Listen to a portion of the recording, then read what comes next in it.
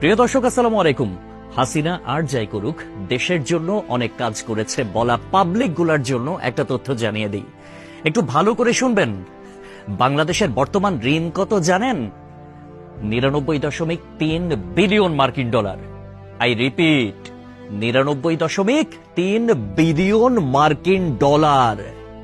আর গত বছরে পাচার হয়েছে কত জানেন? 94 বিলিয়ন মার্কিন ডলার। হিসাব করে দেখলাম, তিনি যেই টাকা পাচার করেছেন সেই টাকা দিয়ে মাত্র 697টা মেট্রো রেল, 397টা স্যাটেলাইট আর 36টা পদ্মা সেতু বানানো যেত। একটা 1000 টাকার নোটের ডাইমেনশন কি, সেটা নিয়ে না হয় অন্য এক সময় আলাপ করা যাবে। ধরুন 11 লক্ষ কোটি টাকা 1000 টাকার নোট দিয়ে একটার উপর একটা রাখলে এর উচ্চতা কত হবে জানেন? 750.5 কিলোমিটার। বাংলাদেশের সর্বোচ্চ উচ্চতার পাহাড়ের উচ্চতা কত? 1063 মিটার। এক লেয়ারে সাজালে এই টাকা জায়গা করে নেয় কত? 124.76 বর্গ কিলোমিটার।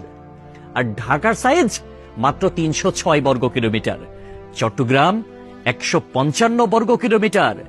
এই দুই বিভাগীয় শহর বাদে বাকি সব বিভাগীয় শহর এই টাকা দিয়ে ঢেকে দেয়া যাবে। পাশাপাশি যদি বসান তাহলে লেংথ হবে কত জানেন? 1782349.6 কিলোমিটার। এক কথায় আমি সংখ্যাটা বলতে পারলাম না, আপনারা একটু ক্যালকুলেটরে হিসেব করে নেবেন, মানে ক্যালকুলেটরেও ধরবে বলে মনে হয় না। পৃথিবীর পরিধি কত? 40,000 কিলোমিটার। এই টাকা পাশাপাশি বসিয়ে পৃথিবীর পুরোটা 44.5 বার রাউন্ড দেয়া যাবে, মানে ঘোরা যাবে। কেউ যদি হাসিনার উন্নতির হিসাব দিতে আসে, তাহলে তাকে হাতে কলমে এই হিসাবটা বুঝিয়ে দেওয়া আপনার, আমার, আমাদের সকলের দায়িত্ব। মেট্রো রেল বন্ধ হয়ে গিয়েছে দুর্বৃত্তের হামলায়।